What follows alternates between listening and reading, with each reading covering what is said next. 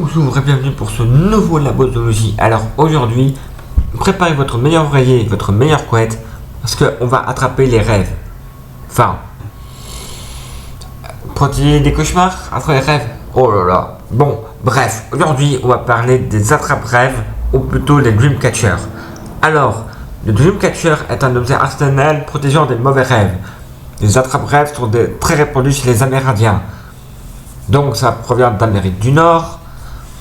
C'est des objets venant de croyances autochtones, de tourisme et certains films, séries et d'intérêt pour l'ésotérisme, le bienfait des pierres, des objets naturels les ont rendus très populaires.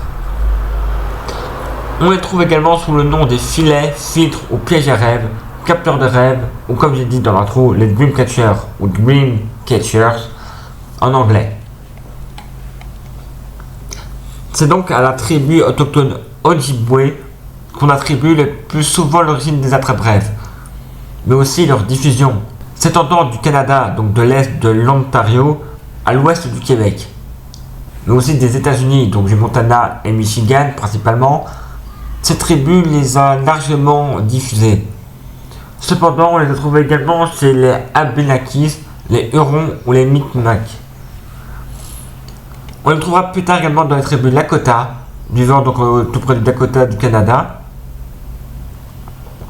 qui comptent en fait eux 7 branches, ce qui a contribué également à cette diffusion. Cependant qu'on a attribué de la première à utiliser, chaque tribu autochtone a sa version sur leur origine. Car en fait les attrape-rêves sont un peu là depuis la nuit des temps, parce que une nuit, un homme a reçu l'enseignement des attrape-rêves d'un esprit sous forme d'araignée.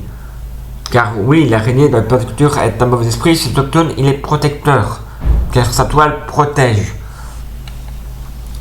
les Indiens.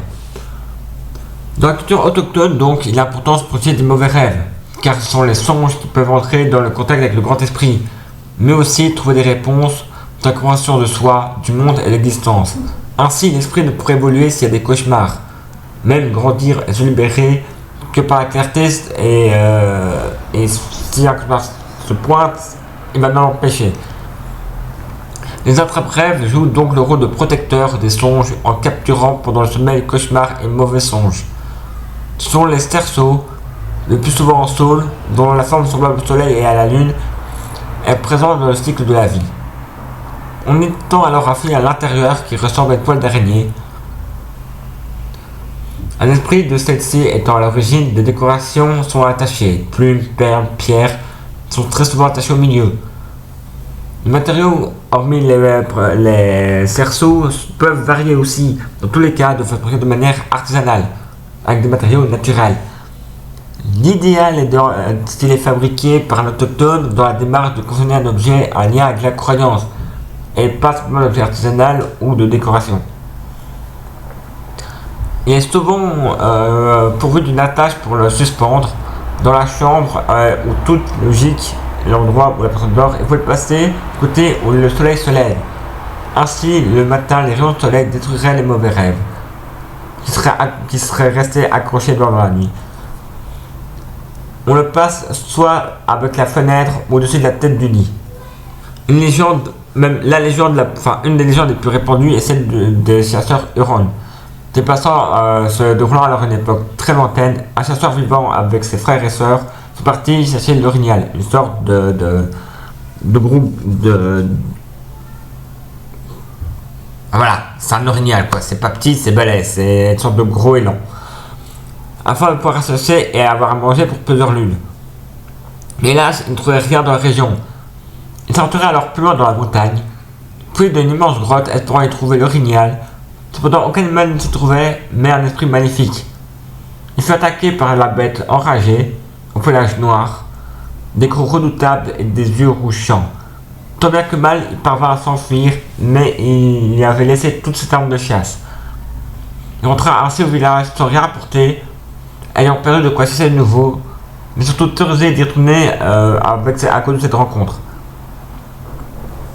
Les semaines s'écoulèrent et ne parvenant pas à dormir depuis cet incident, cette atroce créature chaque nuit, un soir, une fois de plus réveillé par ses cauchemars, il se leva et marcha dans la forêt, épuisé par le manque de sommeil, et affaibli après des semaines sans dormir, il finit par tomber et s'endormir. Le matin, il se réveilla dans la forêt, surpris n'avoir fait aucun mauvais songe. Le matin, en fait, il se réveilla le matin, donc le chasseur se réveilla, surpris n'avoir fait aucun mauvais rêve. Après s'être effondré là, il se rendait compte qu'au rayon du soleil qui venait de venir, que l'araignée avait tissé une toile au-dessus de sa tête. Plusieurs soirs de suite, il retourna donc dormir tout près de cette toile, sans jamais refaire de cauchemar. Il raconta ensuite cela à son village, et les habitants créèrent arsenalement cette toile pour des projets de mauvais songes. On en trouve dans les liens externes comme capteur de rêve pour mieux rêver, Tell Not Your Aesthetic, beaucoup de dessins, de créations indiennes et de textes oraux de ces 10 peuples. Sur ce, c'est la fin de ce Labodosie. À très vite. Au revoir.